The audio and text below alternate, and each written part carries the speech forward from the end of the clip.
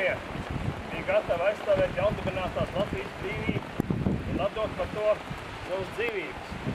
Latvijas zemesargiem, kuri 1918. gada 21. decembrī pie Inčkalna cīnījās und krita cīņā pret lielniekiem.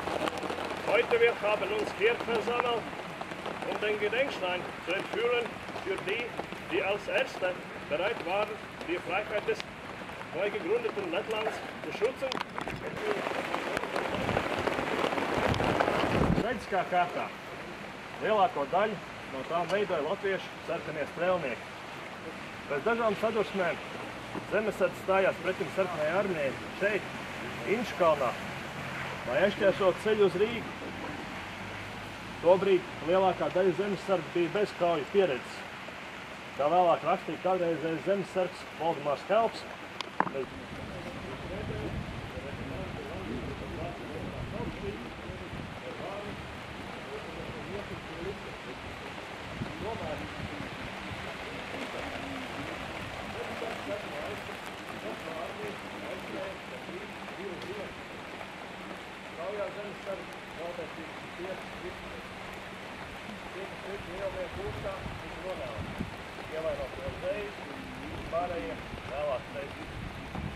Aber trotz allem haben die Landeswehrsoldaten die Rote Armee fast 2 Tage lang aufgehalten. Im Kampf haben sie 35 Gefangene verloren, die Gefangenschaft gerechnet, die Verwundeten als die ersten von allen anderen, die später in Wendeberg wurden. Als zemesargi nestais upurs nebija velti. Jau 1919. gada martā sākās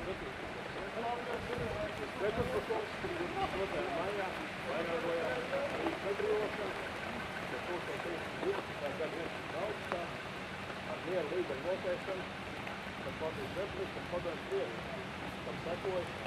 Šī ēka, zirgu stālis, palika tukšs. Ja, mit der Zeit wurden dann die Pferde durch Autos, also durch Züge abgelöst, aber der Name ist immerhin noch lebendig geblieben.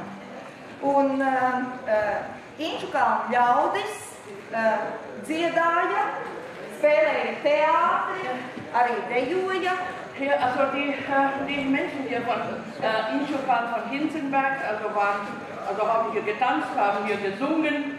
Un viņi atrada šo vietu par labu, lai šeit būtu tautas nams. Und sie fanden also dieses Gebäude dafür geeignet, dass hier mal auch ein Volkshaus also entsteht. Patreiz mēs svinējām Inčukalnā 580 gadus. Also vor einigen Tagen haben wir schon angefangen mit den 580. der Feier des 580. Geburtstages unserer Gemeinde. Svētku pasākumi mums sākās ar cilvēkiem. Var dzimtu, ka šeit ir dzīvojuši Eduarda Kalniņa mākslinieka marianista, viņas sievas Ritas Valneris un viņu meitas Ievas Kalniņas, kas joprojām dzīvo Inčukalnā, izstādes atklāšana.